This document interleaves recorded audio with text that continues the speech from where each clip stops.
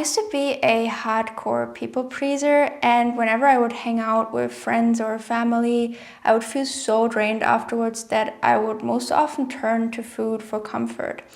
And this made it nearly impossible for me to lose weight, which was a dream of mine for a very long time.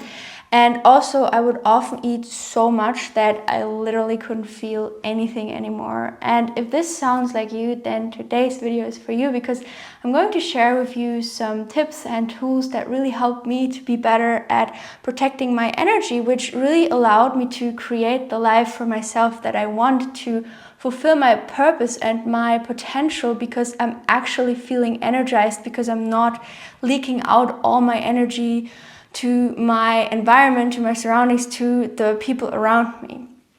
So the very first thing that I started doing once I became aware of it was I was just observing what was going on and really noticing how much energy I was giving away to people just for no particular reason, because I wanted to please them. I wanted to be the good girl and everything. So yeah, and I would observe how freaking drained I would feel afterwards and what that did to me, and also how after that I was not able to really do anything. And then in the second step, I realized that it's time for me to start prioritizing myself and spend more time with myself. Really, I was starting to explore my inner world and find out what is it that I want, what are the things that I like doing, and also really notice the difference between how do I feel when I'm on my own and how do I feel when I'm with other people. And then more and more gradually also finding out which people actually uplift my energy, or where do I feel fulfilled afterwards, because that's actually what we're supposed to feel when we're spending time with others. And also during this time of spending more time on my own, I was also learning to recharge my batteries and to take care of myself, and to really find out what are the things that I enjoy doing instead of what will others enjoy doing when we're together. And something that I found out here was that I really enjoy doing yoga, for example, also to recharge my batteries. And then I started going out more towards meeting people who are also into the same kind of stuff, like yoga, for example.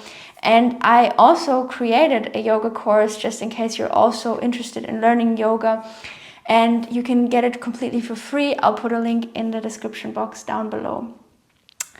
And then after spending a lot of time on my own and finding out what it is that I want, I also started learning to say no to everything that wasn't in alignment with what I wanted. Well, not to everything. I mean, some things you just gotta do. Or you just want to do as well, even though they're maybe not 100% in alignment with what you want. But I really started prioritizing myself and also pleasing myself while also pleasing others. And something really important I want to mention here is that there is a big difference between being egoistic and caring for yourself, because I feel like often people associate that as the same thing, and that's also what ended up happening to me. So once I started respecting myself more and setting boundaries, people would go crazy and think that I'm egoistic, when in reality, and it was very important for me to remind myself of that over and over again, when you're respecting yourself, you're also going to be able to take much better care of the people around you, because you're recharged. You become this almost like a gas station of energy for people, that if you are taking care of yourself and if you're well. But if you're constantly just leaking all of your energy out, then you're not able to create a life for you that you desire. You're not able to feel energized yourself. So there's nothing else that you will be able to give to people from your heart, and not from that place of fear of wanting to please others. So yeah, and I just really want to encourage you that if you're someone who also really feels I no longer do, because I learned to protect my energy, but I used to feel really drained by spending a lot of time with people. And if that's something you're feeling as well, then I really want to encourage you to put yourself first. You don't always have to do it, but just do an experiment for 1 or 2 days or a week and say, okay, this week I'm going to put myself first, or today I'm going to put myself first, or during this meetup with my family, I'm going to put myself first. And notice how the more you do that, the more you're also going to be able to take much better care of the people around you, and you're going to be able to give a lot more. So yeah, another really, really helpful tool that helped me is presence, like present moment awareness, being in the here and now and reconnecting with this moment. And if we're able to cultivate that when we're on our own, then it's also going to be much easier to really stay calm and centered when we're around others. And at one point, you might even reach a level of like presence and peace and calmness inside you that it will spread out to the people around you, and they will feel a sense of like inner peace and calmness as well when they're around you. And then like there's almost no space for anyone to drain your energy or for you to leak all of your like inner fuel out to others. And another really, really helpful tool was letting go and learning how to deal with my emotions and let them go. And I've already recommended this book so many times, but I cannot recommend it enough. Letting Go from David Hawkins is an amazing book if you want to learn how to let go, but I'll summarize it very briefly in this video as well. So the first step to letting go is to accept feelings and to give them space, to allow them to actually be there and not resist them, because what you resist persists. And if you constantly push them down, they will just get stronger.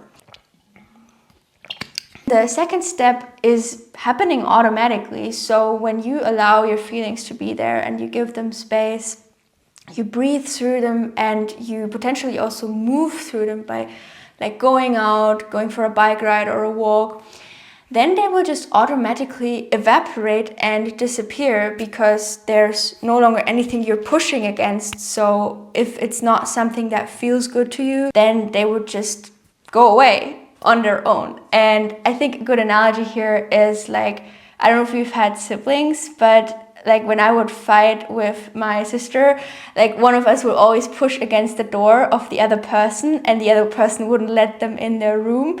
And once the person would go away and let the other person into the room, like if that was me, for example, I would just, there's nothing in here I want to do. And then I would just go away. And you can imagine the same with your feelings.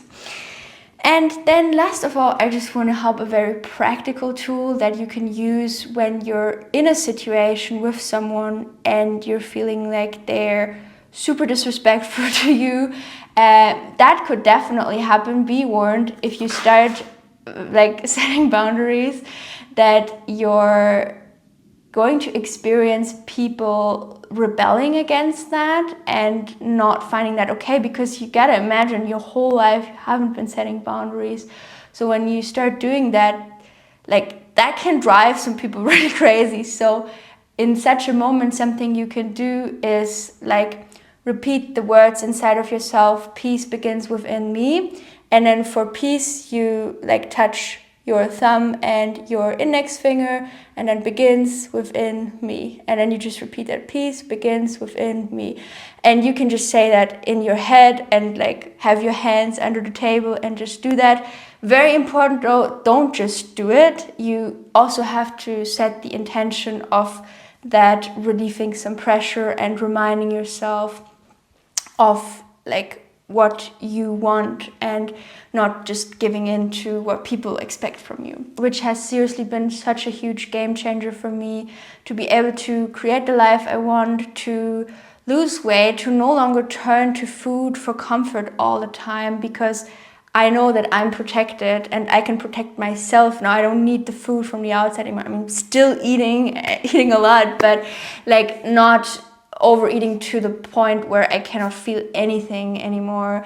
So yeah, and if you want to learn some more things I stopped doing, one of them being pleasing other people, if you want to learn some more things, then check out this video, and I hope you have an awesome day.